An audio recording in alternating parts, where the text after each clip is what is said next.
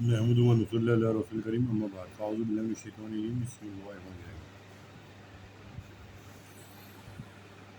اللہ تبارک تعالیٰ کا جو قرب حاصل ہوتا ہے، تعلق مع اللہ جو حاصل ہوتا ہے، ہاں، اور اللہ کے جو نیک بندے کھلاؤ گے وہ وظائف سے نہیں ہوگا، نوافل سے نہیں ہوگا، تہجد سے نہیں ہوگا، ہاں، کثرت سے تلاوت سے نہیں ہوگا۔ یہ تو معین ہے، یہ چیزیں مددگار ہوتی ہیں اللہ تک لے آنے کے لیے۔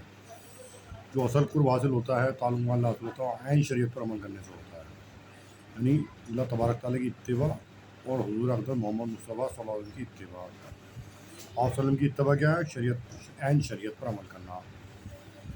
عقائد کے بارے میں پہلے بھی بتایا تھا اسناکارہ نے۔ 5 عقائد ہیں۔ پہلا توحید یعنی ایمان لانا۔ دوسرے میں آ گیا نماز، روزہ، حج، زکوٰۃ۔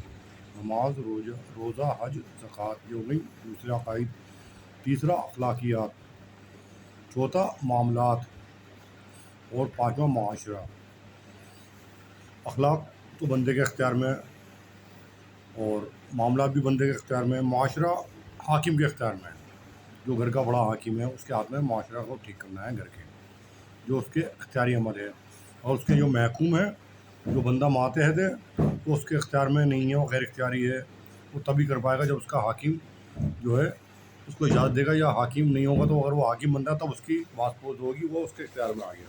یہ 3 چیزیں ہیں۔ جیسے نماز 5 وقت کی ضروری ہے، چھوڑے گا تو گنہگار ہوگا۔ روزہ رمضان کی ضروری ہے، چھوڑے گا تو گنہگار ہوگا۔ ایسے ہی ان تینوں چیزوں کو، اخلاقیات کو، معاملات کو، اور معاشرت کو، یعنی ان چیزوں کو، ان تینوں میں کسی چیز کی بھی کمی ہو گئی، اللہ ناراض ہو جائیں گے، قرب حاصل نہیں ہوگا۔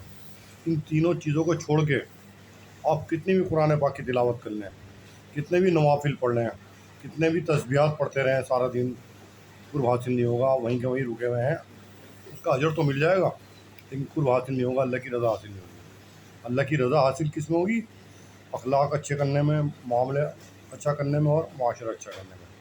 اور آج کے دور میں ہم ان تینوں چیزوں کو چھوڑے بیٹھے ہوئے ہیں، سمجھ میں آئی بات؟ اور جو جوارے اور اعضاء ہیں جو اسی کے خلاف جا رہے ہیں، تینوں چیزوں کے خلاف، یعنی اخلاق، زبان کی تیزی، مار کاٹ، ہاں، یہ سب اس میں آ گیا۔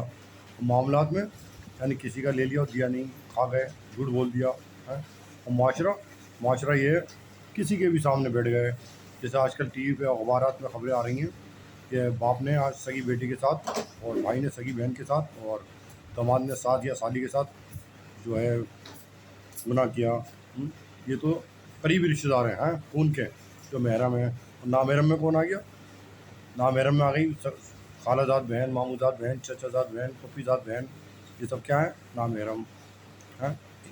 ان کے ساتھ خلط مند قوم کی بالکل ایسی ہو گئی ہے جیسے ایک عام آدمی کے ساتھ، عام بہن بھائیوں کے ساتھ، کوئی ان سے پردہ نہیں۔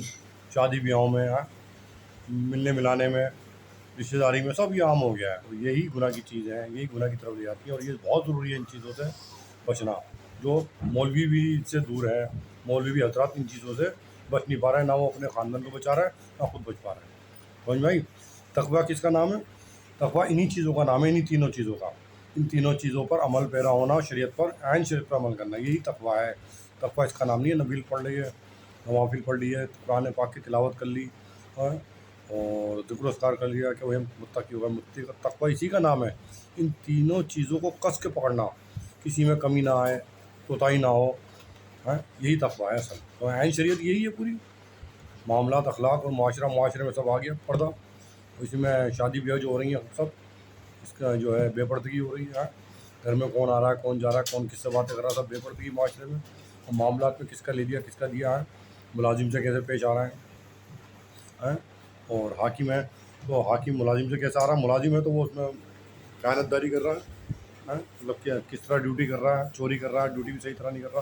ایسی جو دستکاری کا طبقہ ہے سب جھوٹے ہیں۔